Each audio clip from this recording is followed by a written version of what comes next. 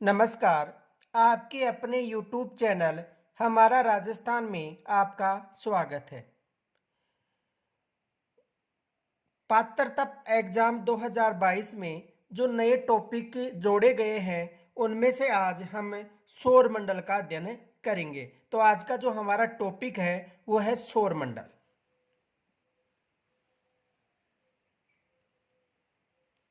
आज का जो हमारा टॉपिक है वो है सौर मंडल। देखो, आकाशीय पिंड किसे कहते हैं पहले इसे समझना होगा कि जो आकाशीय पिंड है, आकाशीय पिंड किन्हें कहा जाता है। तो देखो, सूर्य चंद्रमा, सूर्य चंद्रमा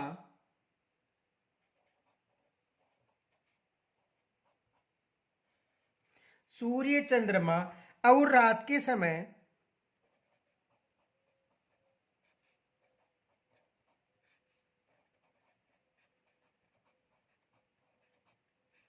सूर्य चंद्रमा और रात के समय आकाश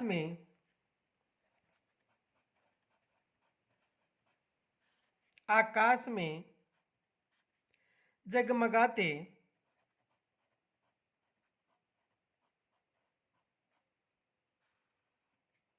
यानी सूर्य और चंद्रमा तथा रात में आकाश में जगमगाते लाखों पिंड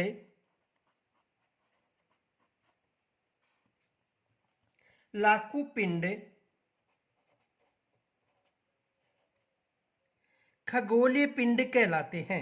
जो लाखों पिंड हैं वो खगोलीय पिंड कहलाते हैं।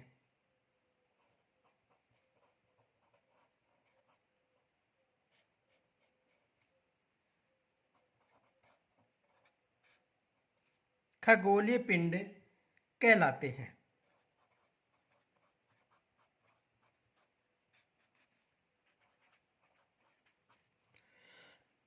इन्हें आकाशीय पिंड भी कहा जा सकता है। यानी जो खगोलीय पिंड हैं इनको आकाशीय पिंड भी कहा जा सकता है, ये भी याद रखना। इन्हें आकाशीय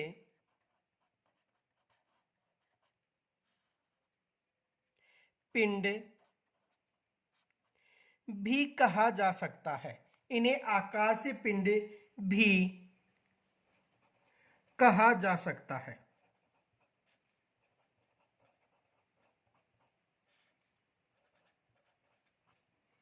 यानी जो सूर्य है, सूर्य के अलावा जो चंद्रमा है और रात के समय आकाश में जो जगमगाते लाखों पिंड दिखाई देते हैं उन्हें खगोलीय पिंड कहा जाता है और इन्हें आकाशीय पिंड भी कहा जा सकता है।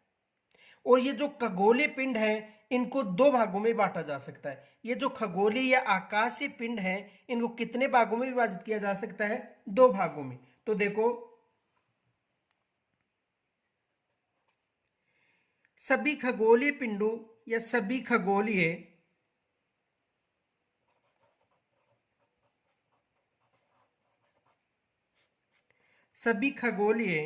पिंडों को दो वर्गों में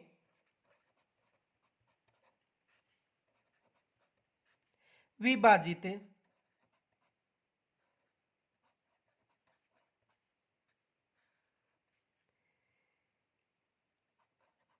किया जा सकता है,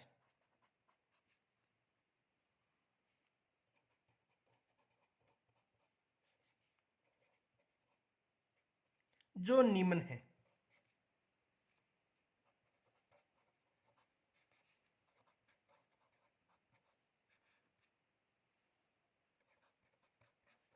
यानी जो आकाशीय पिंड हैं या जो खगोलीय पिंड है, देखो, जो ये आकाशीय पिंड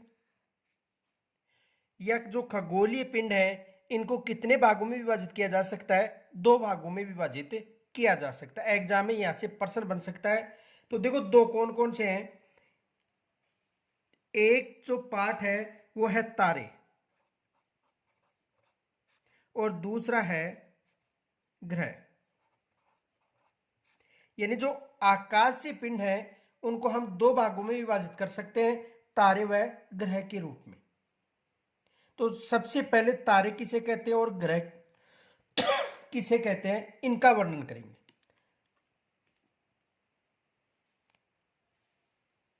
तो देखो सबसे पहले तारे किसे कहते हैं?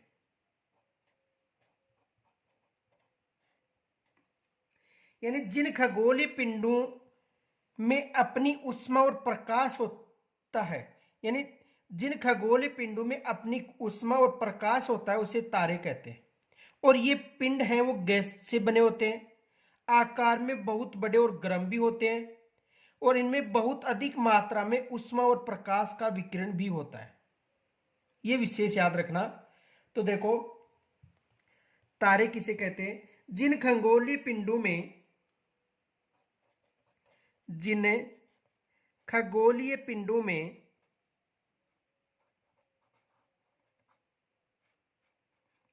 जिन खगोलीय पिंडों में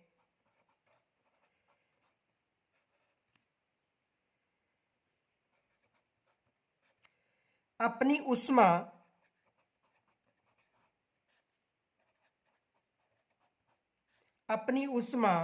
और प्रकाश होता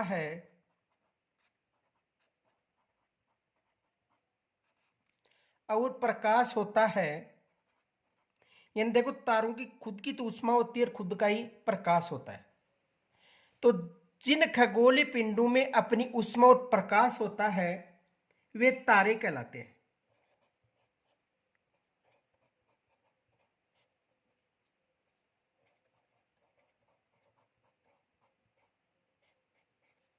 वे तारे कहलाते हैं। और ये जो तारे हैं ये पिंड गैसों से बने होते हैं। ये पिंड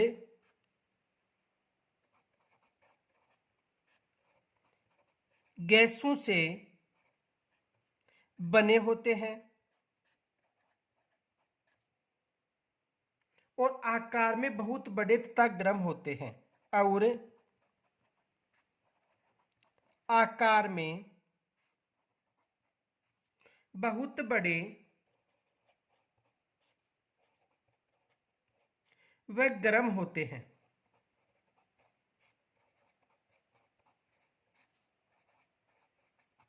यानी आकार में ये बड़े भी होते हैं, इनके अलावा गर्म भी होते हैं। इनमें बहुत अधिक मात्रा में ऊष्मा और प्रकाश का विकिरण भी होता है। इनमें बहुत मात्रा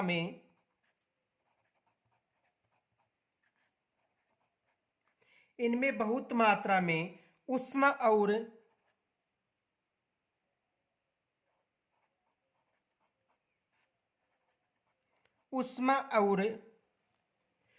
प्रकाश का विकिरण भी होता है।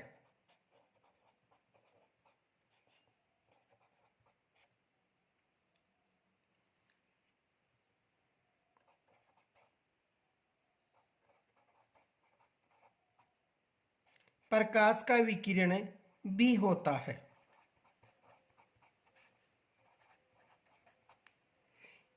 इनके अलावा अत्यंत दूर होने के कारण ये पिंड हमें बहुत छोटे दिखाई देते हैं। यानी पृथ्वी से इनकी काफी दूरी होने के कारण ये जो पिंड है हमें छोटे दिखाई देते हैं, अतः ये है हमें बड़ा चमकीला भी दिखाई देते हैं।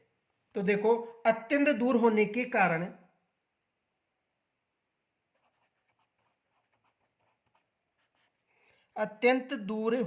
कारण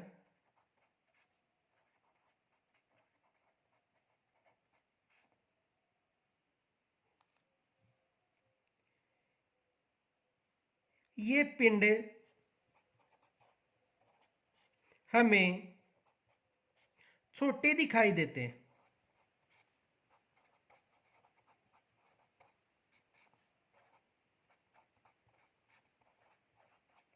यानी काफी दूरी होने के कारण ये जो पिंड हैं हमें छोटे दिखाई देते हैं, अतः यह हमें बड़ा चमकीला भी दिखाई देता है। यह हमें बड़ा चमकीला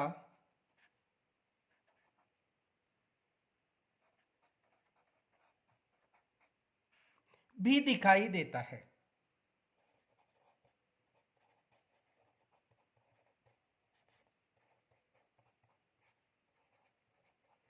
अब देखो यहां से एग्जाम में प्रश्न भी बन सकता है। देखो प्रश्न क्या बन सकता है एग्जाम में यहाँ से पर्सन बनने की संभावना है। तो देखो एग्जाम में पर्सन ये बन सकता है,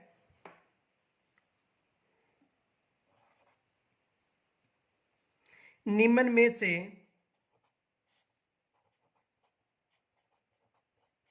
कौन सा कथन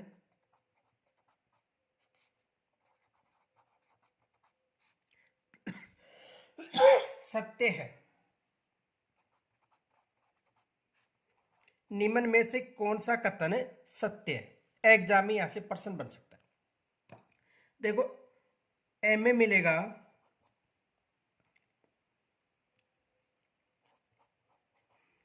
तारों का अपना प्रकाश होता है।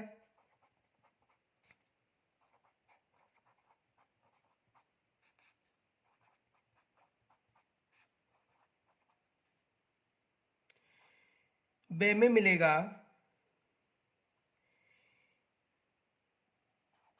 यह आकार में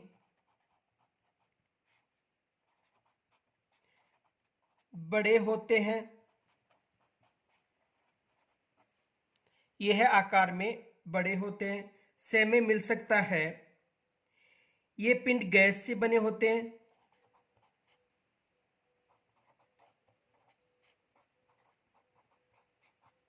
गैस से बने होते हैं।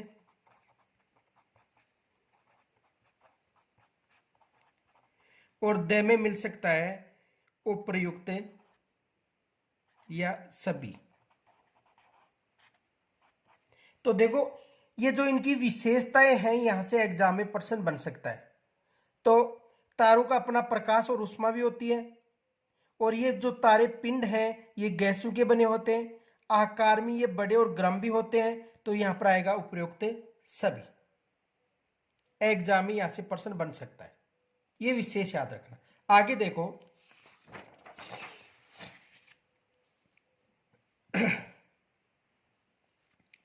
देखो कुछ फैक्ट याद रखना।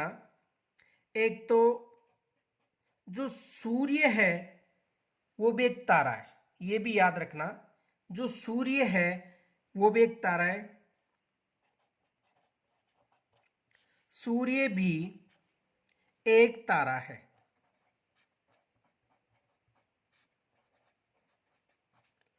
सूर्य भी एक तारा है।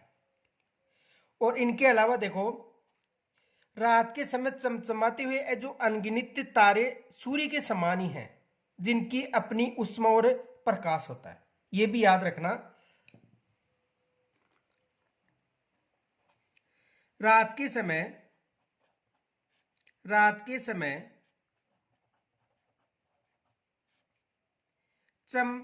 चमकते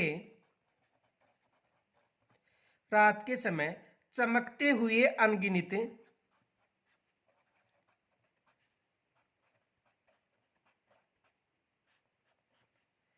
तारे सूर्य के समान ही हैं। सूर्य के समान ही है। किसके समान है? सूर्य के समान ही है। रात के समय चमकते हुए अनगिनत तारे सूर्य के समान ही हैं, जिनकी अपनी ऊष्मा और प्रकाश होता है। जिनकी अपनी ऊष्मा व प्रकाश होता है।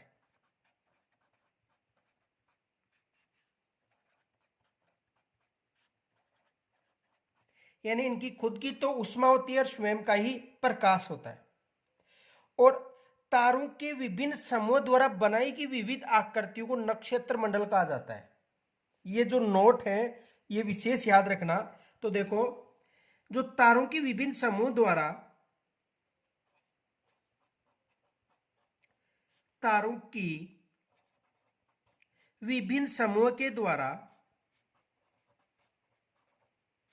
विभिन्न समूह के द्वारा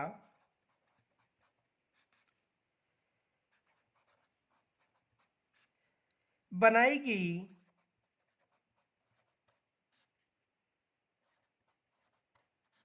विविध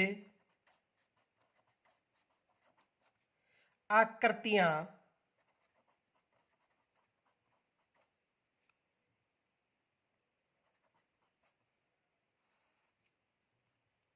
विभिन्न आकृतियों को नक्षत्र मंडल कहा जाता है।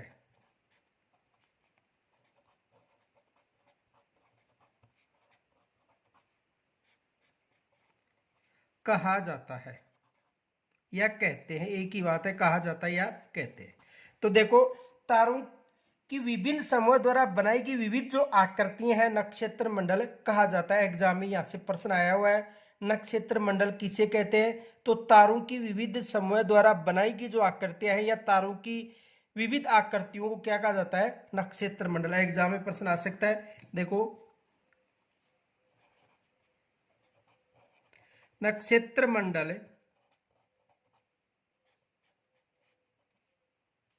कहते हैं या किसे कहते हैं?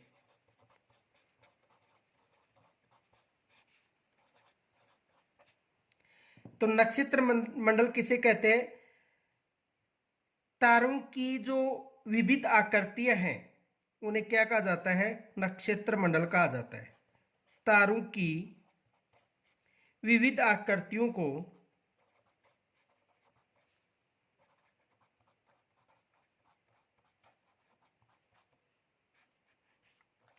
क्या कहा जाता है? नक्षत्र मंडल कहा जाता है। तो एग्जाम में यहां से भी प्रश्न बन सकता है। इनके अलावा देखो, एक जो प्रमुख नक्षत्र मंडल है अर्सा मेजर या बिग बियर।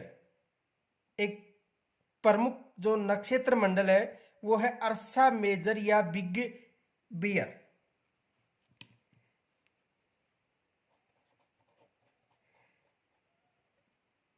अर्सा मेजर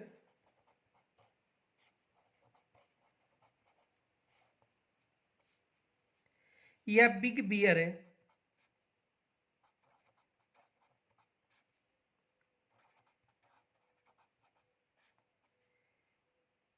भी एक नक्षत्र मंडल है।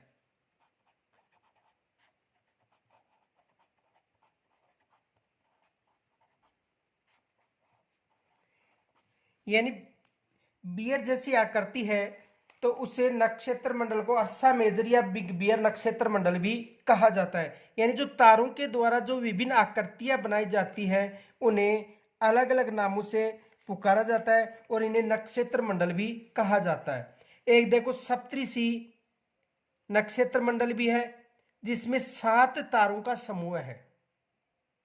देखो, ये भी एग्जाम में आ सकता है। सप्तऋषि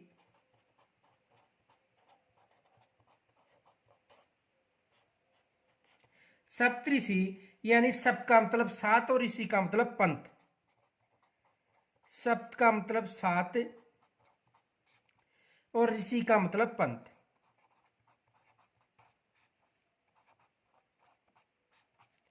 सप्तऋषि यानी यह है 7 तारों का समूह है।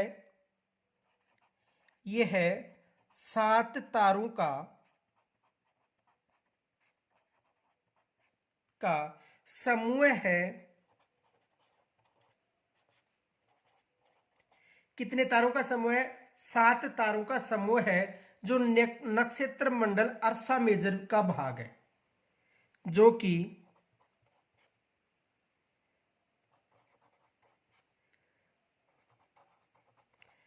नक्षत्र मंडल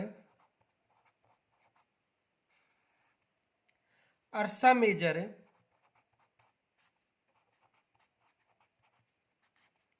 का भाग है। एग्जाम में आ सकता है कि जो सप्तऋषि है वो किस नक्षत्र मंडल का भाग है। यानी सप्तऋषि किस नक्षत्र मंडल का भाग है? तो अर्सा मेजर का भाग है। एग्जाम में प्रश्न बन सकता है ऐसे। अब देखो, सबसे महत्वपूर्ण जो तारा है वो ध्रुव तारा है और उस ध्रुव तारा के द्वारा ही उत्तरी दिशा का निर्धारण किया जाता है और सप्तऋषि की सहायता से ध्रुव तारे की स्थिति को जाना जा सकता है। तो देखो, जो नक्षत्र मंडल अर्सा मेजर है उसका भाग है सप्तऋषि। ठीक है। अब जो उत्तरी दिशा का निधान करने वाला जो तारा है ध्रुव तारा, जिसे उत्तरी तारा भी कहा जाता है।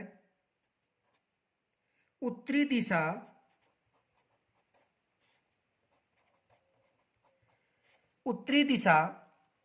का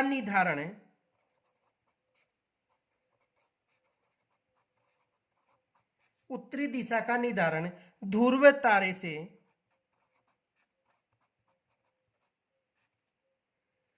किया जाता है।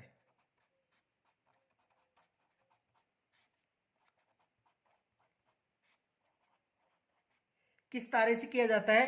ध्रुव तारे से किया जाता है, जिसे उत्तरी तारा के नाम से भी जाना जाता है। जिसे उत्तरी तारा के नाम से भी जाना जाता है।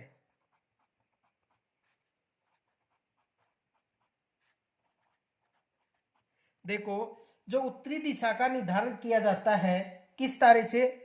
ध्रुव तारे से। और इस ध्रुव तारे को उत्तरी तारा के नाम से भी जाना जाता है। और सप्तऋषि की सहायता से ध्रुव तारे की स्थिति को जाना जाता है। प्रश्न आ सकता है कि ध्रुव तारे को किसकी स्थिति की या किसकी सहायता से जाना जाता है? तो सप्तऋषि की सहायता से इसे जाना जाता है। तो देखो, सप्तऋषि की सहायता से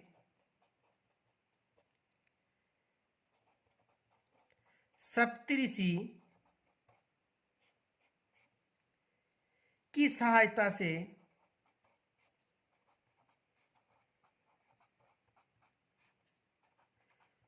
सप्तऋषि की सहायता से ध्रुव तारे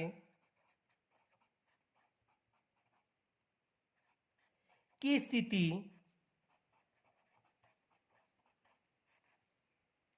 को जाना जाता है।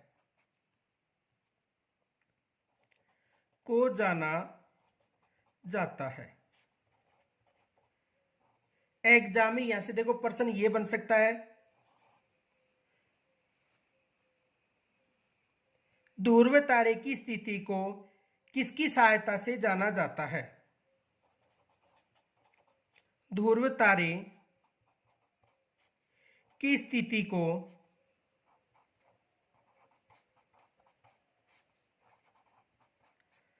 किसकी सहायता से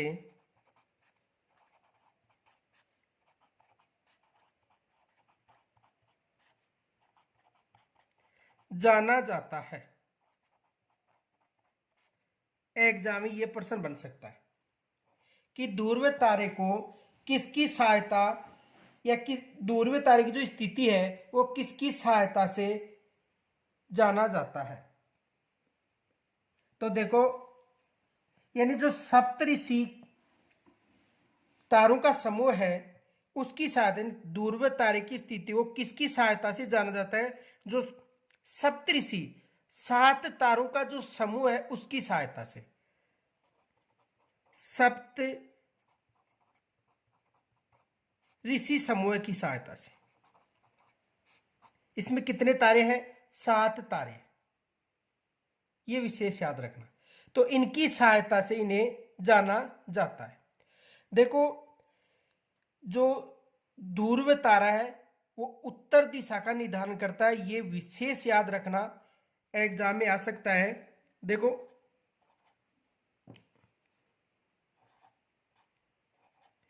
उत्तर दिशा का निर्धारण किया जाता है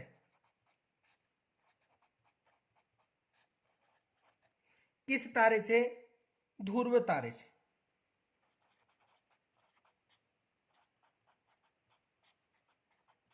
किस तारे से? यानी उत्तर दिशा का जो निर्धारण है वो किस तारे से की जाती है? ध्रुव तारे से। एग्जाम में यहां से प्रश्न बनने की संभावना है, ये विशेष याद रखना। तो यहां तक समझ में आ गया होगा। आगे देखो, उत्तर दिशा का निर्धारण यानी कि मानचित्र में अगर हमने देखा होगा, जैसे मानो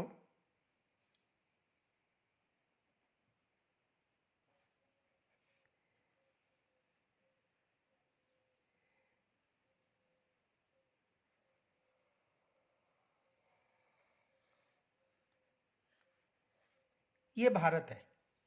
ठीक है, तो यहां पर एक तीर का निशान दिखाई देता है,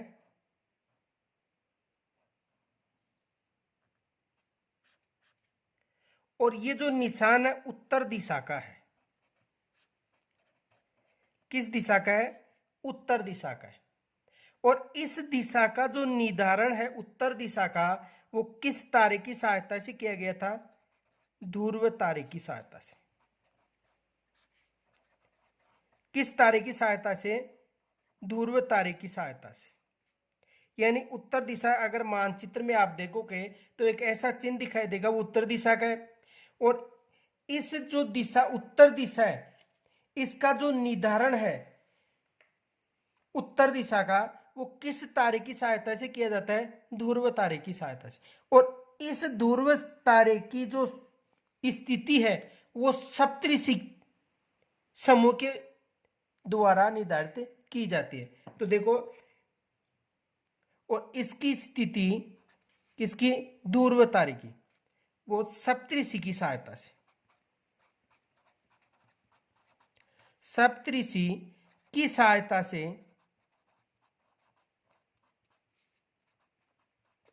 यानी सप्तऋषि की सहायता से ध्रुव तारे की स्थिति का पता लगाया जाता है। उत्तर दिशा ध्रुव तारे की सहायता से, और ध्रुव तारे की स्थिति का पता सप्तऋषि की सहायता से लगाया जाता है। यहां से एग्जाम में प्रश्न बनने की संभावना है। तो जो खगोलीय पिंड थे उनको दो भागों में, एक था तारा और दूसरा ग्रह। तो दूसरा जो खगोलीय पिंड है उन्हें कहते हैं ग्रह।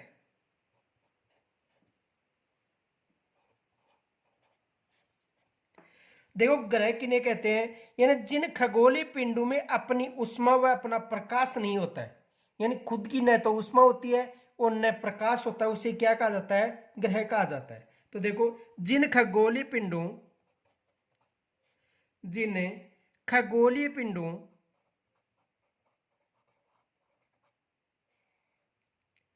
पिंडों में अपनी उष्मा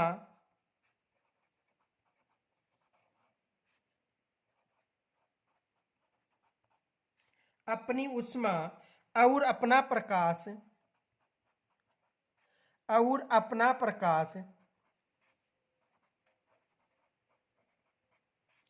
यानी अपनी उष्मा और अपना प्रकाश नहीं होता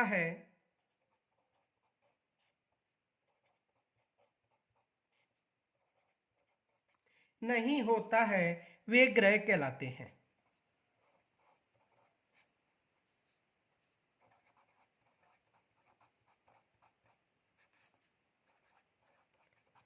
यानी ऐसे खगोलीय पिंड जिनकी खुद की न तो उष्मा होती है और न प्रकाश होता है, क्या कहलाते हैं? खगोलीय पिंड जिनकी न अपनी उष्मा होती है और न प्रकाश, ग्रह कहलाते हैं। जैसे पृथ्वी को ले लो, तो पृथ्वी की न तो खुद की उष्मा है न खुद का प्रकाश है। आगे देखो, ग्रह केवल सूर्य जैसे तारों से प्रकाश को परावर्तित करते हैं। यानी जो ग्रह हैं वो सूर्य का जो प्रकाश है उससे ही, देखो, ग्रह केवल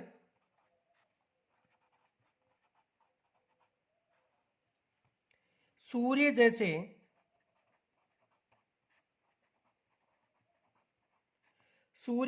तारों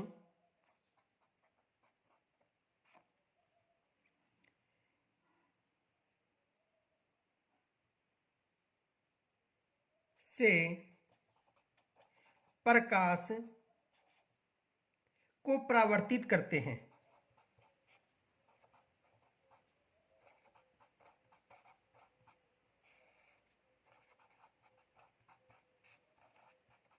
यानी इनको सूर्य जैसे तारों से प्रकाश प्राप्त होता है। अब देखो, जो ग्रह है उसे अंग्रेजी में प्लेनेट शब्द का प्रयोग हुआ अंग्रेजी में, जिसका अर्थ होता है घूमने वाला। देखो, एग्जाम में प्रश्न ये बन सकता है किस पिंड का अपना प्रकाश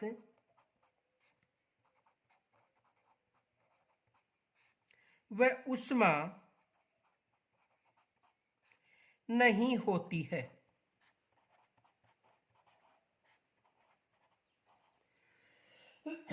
एग्जाम में ये प्रश्न आ गया कि किस पिंड का अपना प्रकाश व ऊष्मा नहीं होती है। तो ऑप्शन में देखो, ए में मिल गया सूर्य, बे में मिल गया तारे, से में मिल गया ग्रह और द में मिल गया उपयुक्त सभी। तो देखो, सूर्य भी एक तारा है, पीछे बताया था कि सूर्य भी एक तारा है, तो इसका भी प्रकाश होता है, इनका भी खुद की ऊष्मा और प्रकाश होता है, लेकिन ग्रह इनके प्रकाश को ही परावर्तित करते हैं सूर्य और तारों के।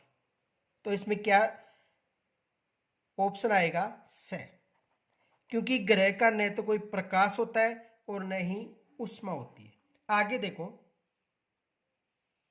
नोट, ग्रह के लिए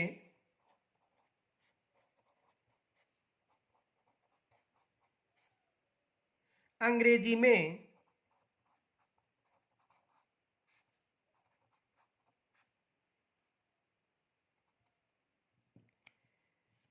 प्लेनेट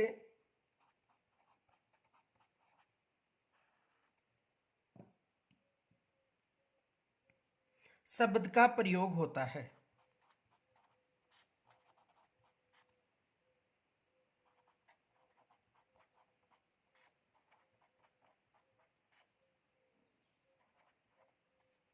यानी अंग्रेजी के प्लेनेट शब्द का प्रयोग होता है, जिसका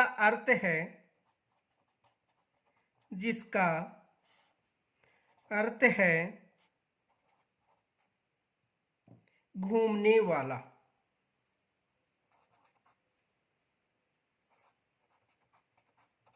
घूमने वाला, जिसका अर्थ क्या है? घूमने वाला। यानी हमारी पृथ्वी भी एक ग्रह है जो सूर्य से ऊष्मा और प्रकाश लेती है, यह भी विशेष याद रखना। और जितने भी ग्रह हैं वो सूर्य के चारों तरफ क्या करते हैं? चक्कर लगाते हैं। और वर्तमान में ग्रहों की संख्या कितनी है? 8।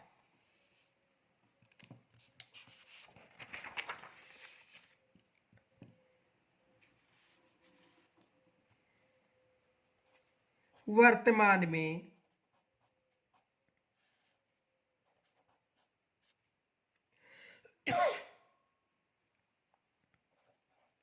ग्रहों की कुल संख्या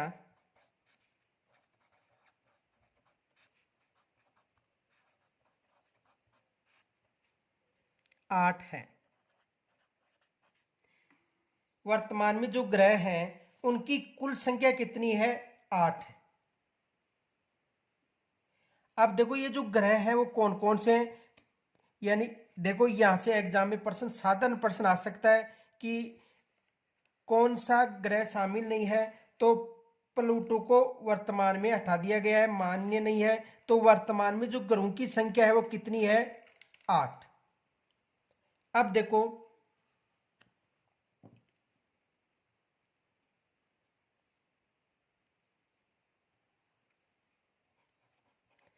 नोट, सूर्य 8 ग्रह, उपग्रह, यानी सूर्य 8 ग्रह, उपग्रह तथा कुछ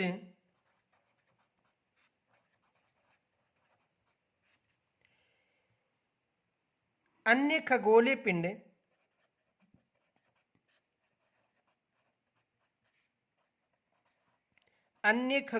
पिंड जैसे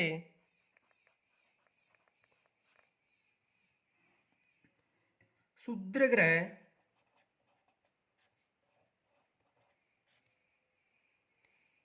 एवं उल्का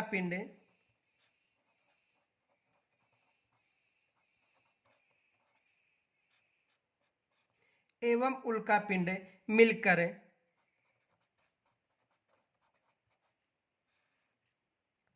सौर मंडल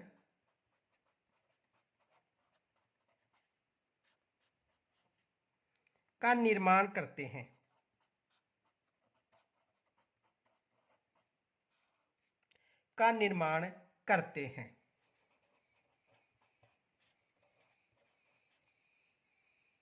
जिसे सौर परिवार कहा जाता है।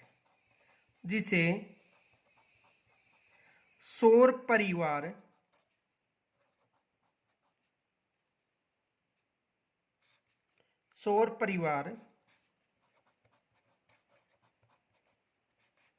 कहा जाता है।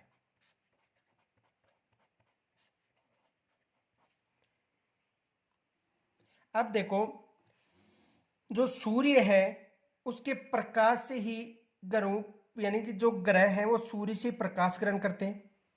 इनके अलावा देखो, सूर्य से पृथ्वी की जो दूरी है वो लगभग 15 करोड़ किलोमीटर दूर है।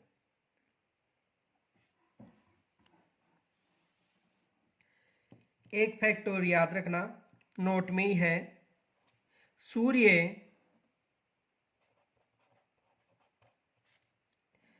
पृथ्वी से लगभग 15 करोड़ किलोमीटर दूर है।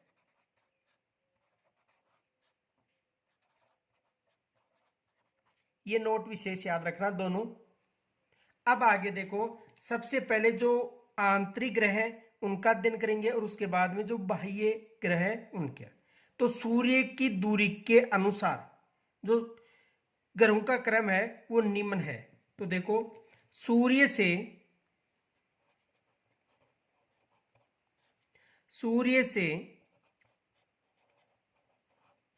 दूरी के अनुसार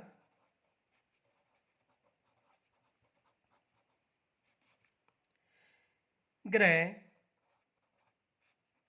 सबसे पहले सूर्य के नजदीक बुध ग्रह है, उसके बाद में शुक्र ग्रह है,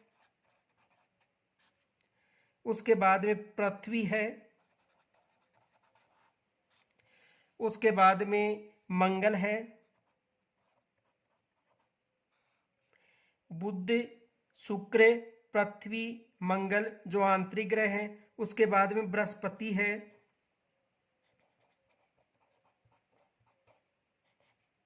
बृहस्पति के बाद में शनि है, शनि के बाद में यूरेनस है, और अंत में कौन सा है, तथा नेपच्यून। ये सूर्य से दूरी के अनुसार ग्रह हैं। यहां से भी एग्जाम में प्रश्न बन सकता है। प्रश्न ये बन सकता है कि सूर्य के नजदीक कौन सा ग्रह है और सूर्य से दूर कौन सा ग्रह है। एग्जाम में यहां से प्रश्न बन सकता है कि सूर्य के जो नजदीक ग्रह है वो कौन सा है और सूर्य से दूर ग्रह कौन सा है। एग्जाम में प्रश्न बन सकता है, यानी सूर्य के नजदीक और सूर्य से दूर। तो देखो, सूर्य के नजदीक कौन सा ग्रह है, बुध ग्रह, और सूर्य से दूर कौन सा ग्रह है, नेपच्यून ग्रह। एग्जाम में यहां से प्रश्न बन सकता है। तो विशेष याद रखना, सूर्य के नजदीक और सूर्य से दूर, ये दो विशेष याद रखना, यहां से एग्जाम में प्रश्न बन सकता है। इनके अलावा देखो, यदि इनको याद करने का क्रम है तो बुध पहले आएगा, फिर शुक्र, फिर पृथ्वी, फिर मंगल, फिर बृहस्पति, फिर शनि, फिर यूरेनस और फिर नेपच्यून। देखो, उनको याद करने का क्रम बताता हूं। जो 7 हमारे वार होते हैं वो याद रखना, वो तो आपको ध्यान है। देखो, सोमवार, मंगलवार, बुधवार, बृहस्पतिवार,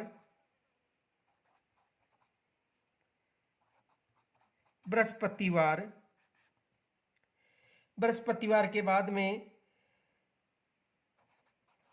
शुक्रवार और शनिवार।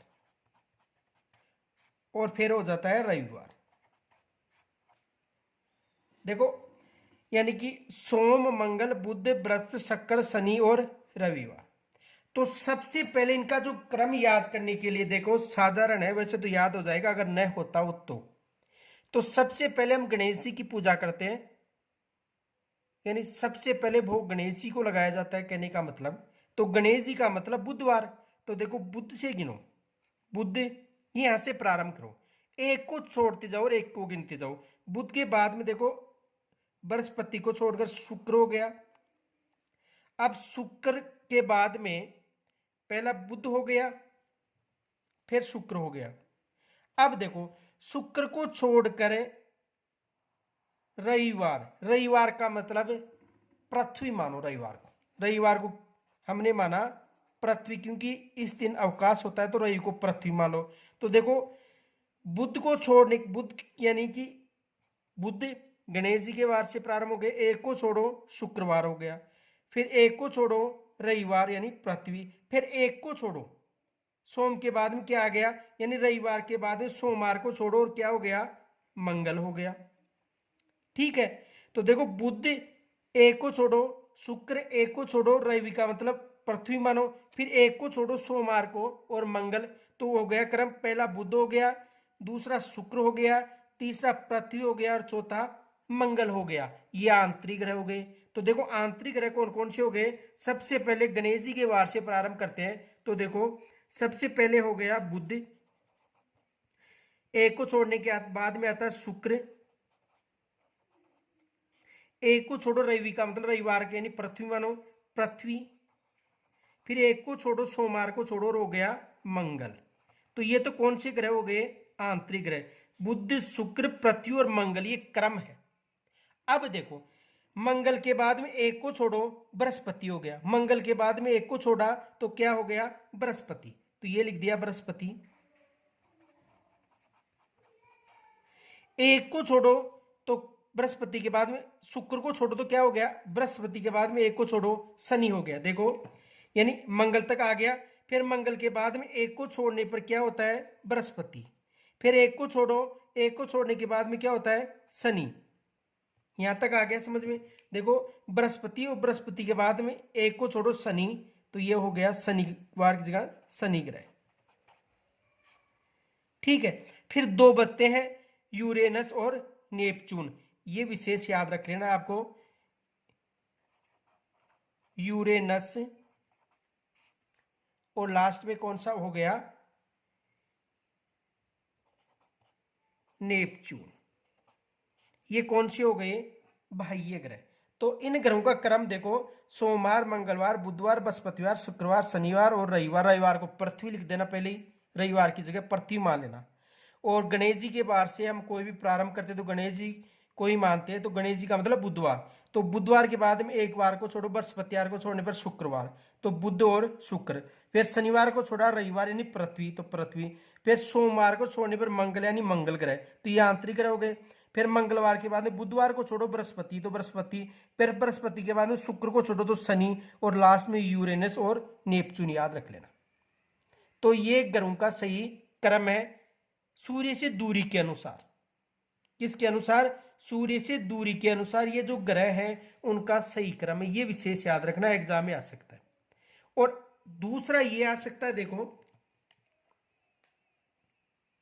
अब देखो बुध शुक्र और पृथ्वी, यहां से एग्जाम में प्रश्न बनेगा, ये विशेष याद रखना। एग्जाम में एग्जामिनर या तो ये क्रम पूछेगा या यहां से प्रश्न बनेगा। प्रश्न क्या बनेगा, देखो ये विशेष याद रखना नोट, एग्जामिनर यहां से प्रश्न बना सकता है कि सूर्य से दूरी के क्रम में इसका तीसरा स्थान है पृथ्वी का। देखो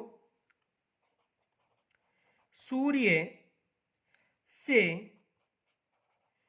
दूरी की दृष्टि से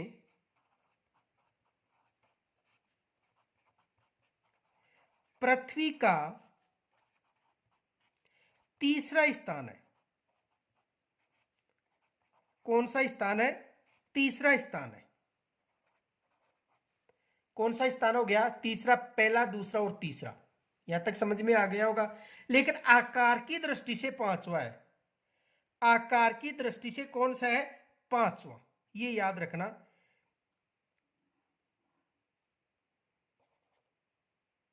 तथा आकार की दृष्टि से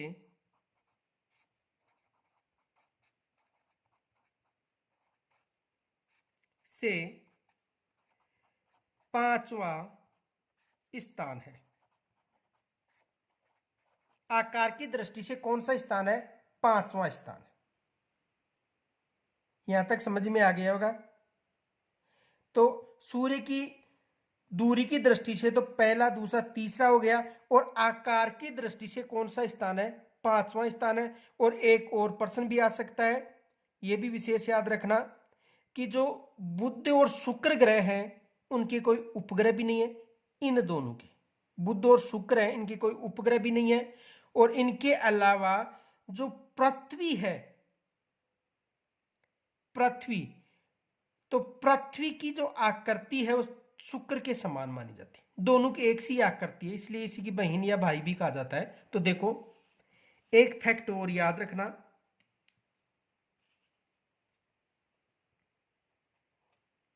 यानी बुध और शुक्र दोनों के कोई भी उपग्रह नहीं है, यह विशेष याद रखना। बुध और शुक्र, बुध और शुक्र को छोड़कर,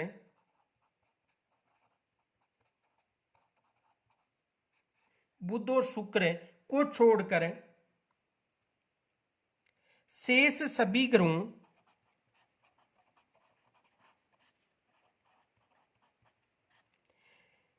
के एक या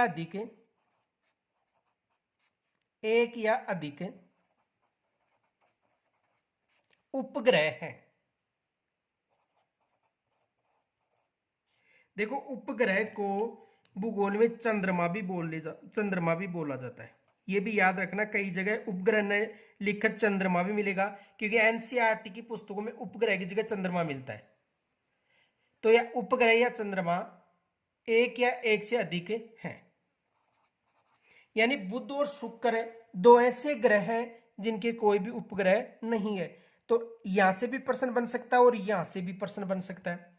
इनके अलावा देखो और भी प्रश्न बन सकता है। दूसरा ये प्रश्न बन सकता है कि आकार और बनावट से पृथ्वी शुक्र ग्रह के समान है। आकार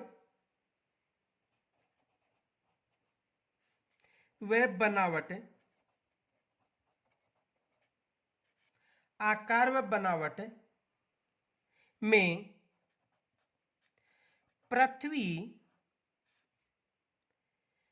शुक्र ग्रह के समान है।